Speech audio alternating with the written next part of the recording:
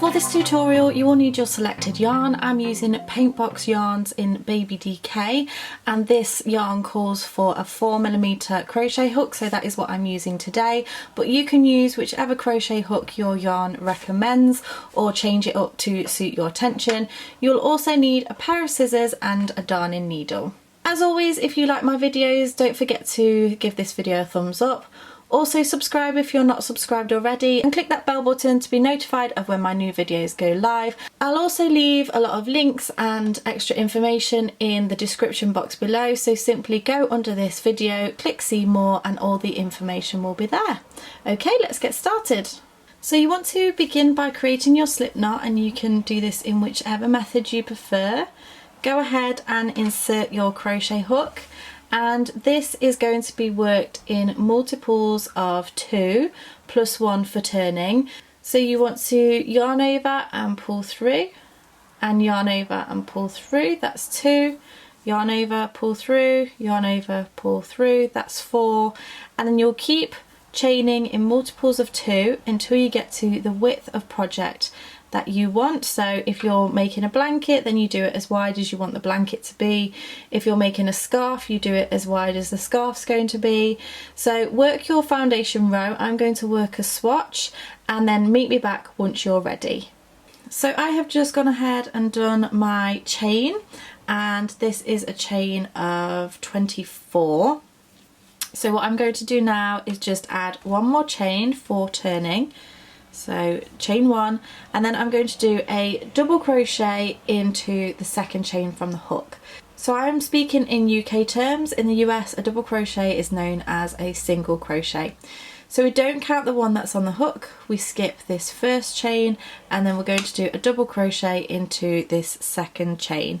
So insert the hook, yarn over and pull through. You'll have 2 loops on the hook, and then yarn over, pull through 2. So you're going to do 1 double crochet into each of your chains all the way along the chain. So go ahead, pause the video, work your double crochets into that chain, and meet me back once you are ready. So we've just done our foundation row, and now we're ready to move on to the actual rows that make up the double linen stitch. So this first row is going to be classed as row 1 because this is the foundation row.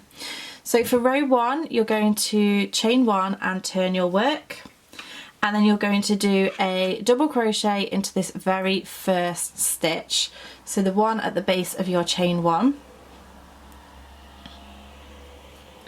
And this row is pretty simple. You're going to chain 1, skip the next stitch, and then do a double crochet into the next stitch. Chain 1, skip a stitch and double crochet, chain 1, skip a stitch, double crochet. So go ahead, pause the video, do that all the way along to the end of this row, and meet me back once you are ready. So I've just come to the end of row 1. I'm now ready to move on to row 2. You want to chain 1 and turn your work, and we're going to do a double crochet into that very first stitch. So if you just look at the base of your chain 1, that is the stitch that we're going into. So work into that stitch. We're going to chain 1.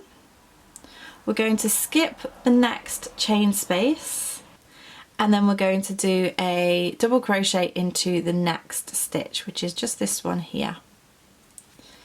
So chain 1, skip the next chain space and double crochet. Chain 1, skip a chain space and double crochet. And you're going to do that all the way along until you get to the very end. So pause the video and meet me back once you are ready. I've now just come to the end of my row 2, and this is what it should be looking like. We're now going to move on to row 3. So you want to chain 1 and turn your work, and we're going to do another double crochet into that very first stitch. Then we're actually going to do something slightly different. We're going to work a stretch stitch or a pulled stitch. This might also be known as a spiked stitch, but what that basically means is we're working over a row. So can you see those chain 1 spaces here? We have the chain 1 from the previous row and then the chain 1 from 2 rows before. So what we want to be doing is working into this chain 1 space from those 2 rows before. You're going to go straight into that chain 1 space, 2 rows down, and then yarn over, pull through like you would with a double crochet, but you're just going to pull up slightly on that stitch so that it pulls it up to the same height that you're working to.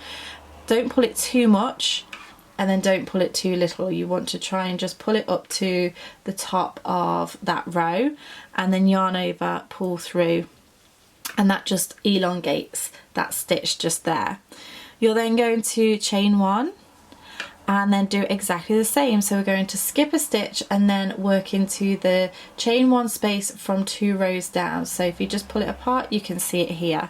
So straight in, yarn over, pull up to the top of that row, yarn over, pull through, chain 1, skip a stitch, find your space, into there, yarn over, pull up to the top of the row, and then yarn over, pull through, chain 1 and continue.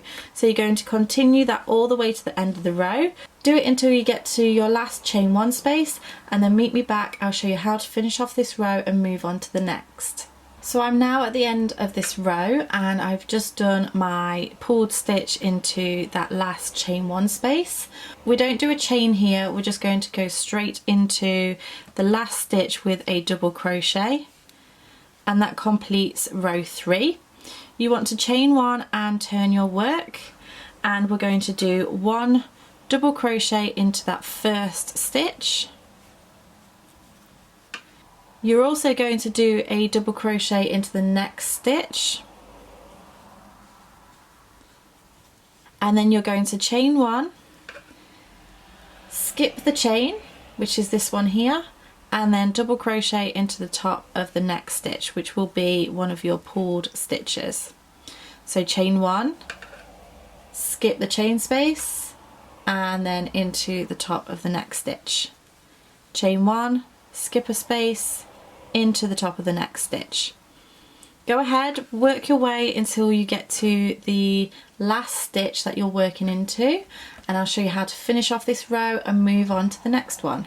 So I've now come to the end of my row. I've done my last double crochet into this pulled double crochet from the previous row, and we're left with 1 stitch remaining, so you can go ahead and do a double crochet into that last stitch. Going to chain 1 and turn our work, and we're ready for row 5. So you're going to do a double crochet into the first stitch just here, and then you're going to chain 1, skip a stitch, and then we're going to work into the chain space from 2 rows below. Now this can be a little bit difficult to see, but what you want to look for is the chain space just here, and then just underneath is the chain space just there. So once you've found that space, go ahead and do a double crochet into that space, and then you'll see that it just sits slightly diagonal from this one just here and then this one, so it sits in between the 2. Chain 1, move over, find that chain 1 space from 2 rows down, and then do your double crochet, chain 1, skip a stitch, find those chain 1 spaces, 2 rows down, and double crochet. Go ahead, pause the video, work your way to the end of the row just before you get to the end, and then I'll come back and show you how to finish off the row and then how to do your repeat.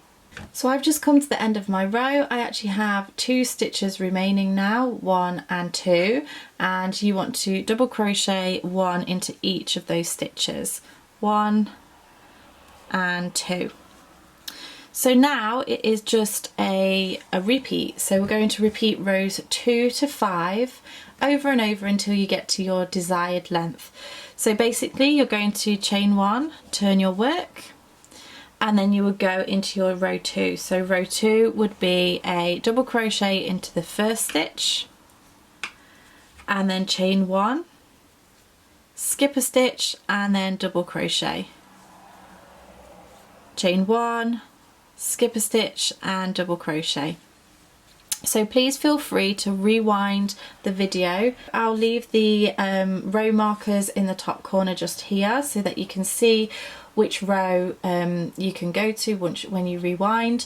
I will also leave a link in the description box of the blog post that goes alongside this stitch if you want to get the written instructions.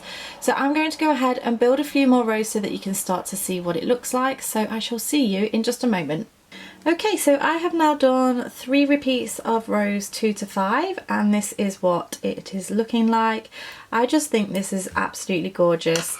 Obviously it's called double linen stitch or pulled linen stitch just because it's going over 2 rows and it's elongating those stitches, but I think it looks absolutely beautiful. I'm a big fan of the linen stitch anyway, and what I really like about this is it looks beautiful on the front, but also it looks beautiful on the back. It just kind of gives a completely different look, and I don't even know if I prefer the back than I do to the front, but I just think this would be really good for something like a blanket, because you would then have it double-sided but each side would look beautiful but slightly different as well.